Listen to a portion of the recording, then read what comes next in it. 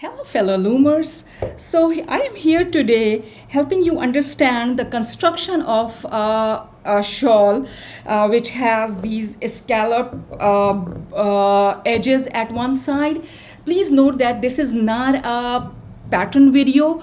I'm only guiding you through how to construct a rectangular shawl using one of my these lacy beautiful edges, which are either scallop or it has ridges or it has peaky pointy ends. So this video will help you understand the construction of these shawls. In this video, the shawl that I'm using as a sample is a rectangular shawl. I'm still knitting it. So here the loom that I'm using is 722 peg Senwood round hat loom, and it is 716 gauge. And basically the shawl is constructed in it has three sections. This is like the shoulder section of the shawl, which is my fence lace. If you own my ebook on edges and trimmings, this fence lacy edge, which is a garter based and flat lying edge. So it is a 14 stitch and 12 rows pattern. And so the shoulder end or the shoulder edge is this flat lying. It is 12 rows. Then there are 25 rows of garter stitch, which is a one row unit, one row purl. And then we have this beautiful scallop lacy, a very wide border. It is like almost 8 inches tall, and forms a substantial part of the shawl. And it is the lower lying, the other edge, which comes around the mid of the back. The width of this shawl is this shawl is from this edge to the widest point. It is 22 inches, and I'll knit it around 75 or 80 inches long.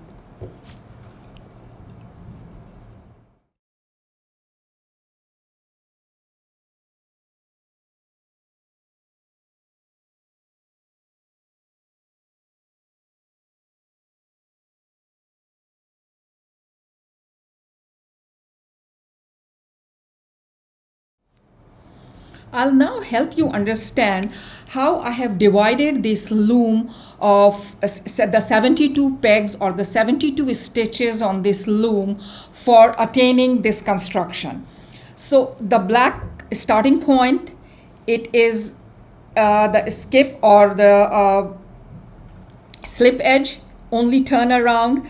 And then from peg 2 to peg 15, if you see, there is a stitch marker or on peg 15.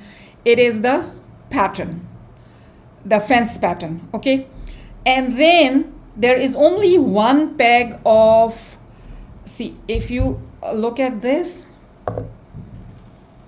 there is a little divider or a change in the stitch. This is a unit. On every row, only one peg or one stitch is unit.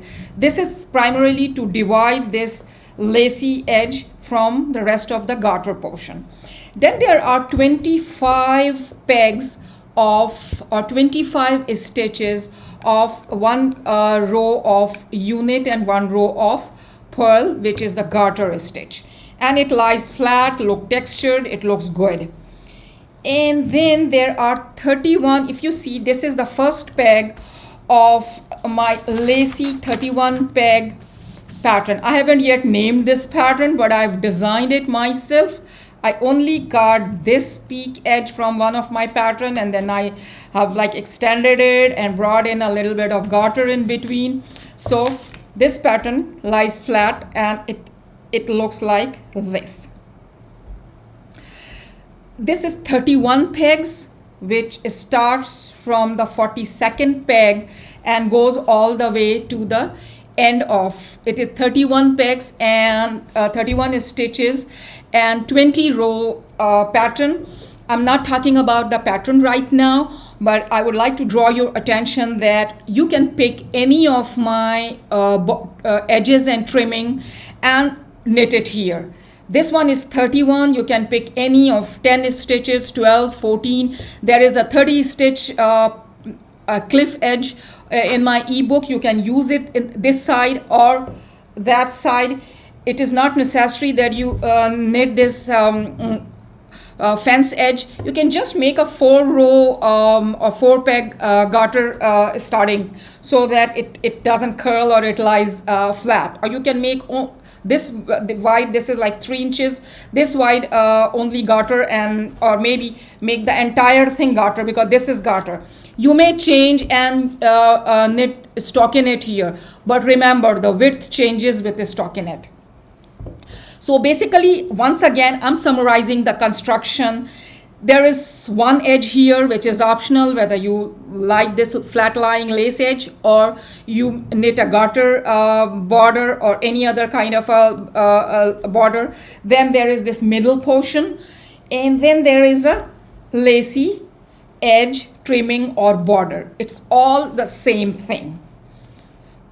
My ebook has 12 different edges and borders. You can pick any and knit here, and you will come up with a beautiful shawl. This is a wedding shawl. So I'm going to embellish it with, at the edges, I will use these lacy. I will use the thread and a needle and attach this whole lacy lace, pearly lace edge here.